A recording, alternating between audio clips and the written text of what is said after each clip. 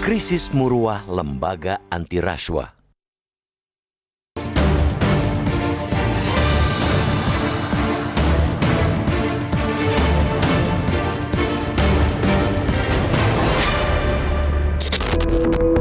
Komisi Pemberantasan Korupsi sebagai lembaga yang memiliki kewenangan lebih dalam memerangi rasuah di negeri ini telah kehilangan muruahnya. Tindakan Ketua KPK Firly Bahuri acap kali mendegradasi muruah yang seharusnya dijaga setinggi-tingginya.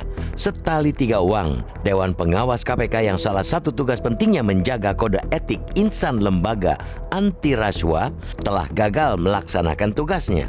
Salah satunya kasus pemberhentian Brigjen Polisi Endar Priantoro dari jabatan Direktur Penyelidikan KPK. Kini Jenderal Bintang 1 ini kembali menduduki jabatannya setelah banding administratif ke Menteri Pendayagunaan Aparatur Negara dan Reformasi Birokrasi. Tiada permintaan maaf apalagi karpet merah bagi Endar, karena bagi Firly Bahuri, pemberhentian dan pengembalian Endar ke Polri sudah sesuai dengan prosedur dan mekanisme yang berlaku.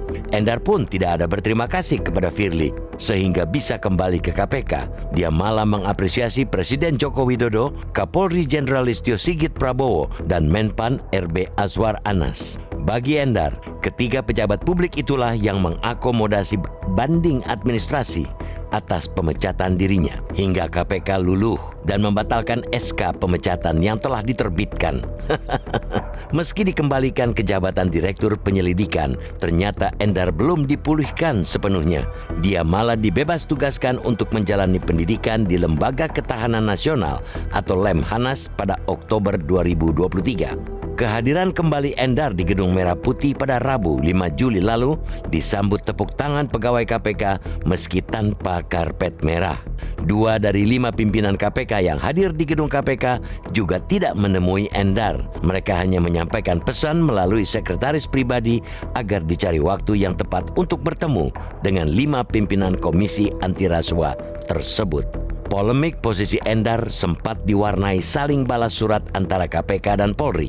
Diawali dari permintaan KPK kepada Polri untuk menarik Endar dan Karyoto. Polri kemudian menarik Karyoto untuk mengisi jabatan Polda Metro Jaya. KPK sempat terkesan mengabaikan surat Kapolri dan bersikukuh tetap mencopot Endar. Endar kemudian menyampaikan keberatan atas pemberhentiannya kepada pimpinan dan Dewan Pengawas atau Dewas KPK. Endar pun melaporkan pemberhentiannya kepada Ombudsman dengan terlapor Firly Bahuri, Sekretaris Jenderal KPK Cahya Hardianto Hareva, dan Kepala Biro SDM Zuraida Retno Pamungkas atas dugaan maladministrasi. Namun, ketiganya menolak panggilan Ombudsman sehingga lembaga itu mempertimbangkan memanggil paksa ketiganya. Tak hanya itu, Endar juga melaporkan Firly Bahuri ke Dewas atas dugaan pembocoran dokumen hasil penyelidikan dugaan korupsi izin usaha pertambangan atau IUP di Kementerian Energi dan Sumber Daya Mineral atau ESDM.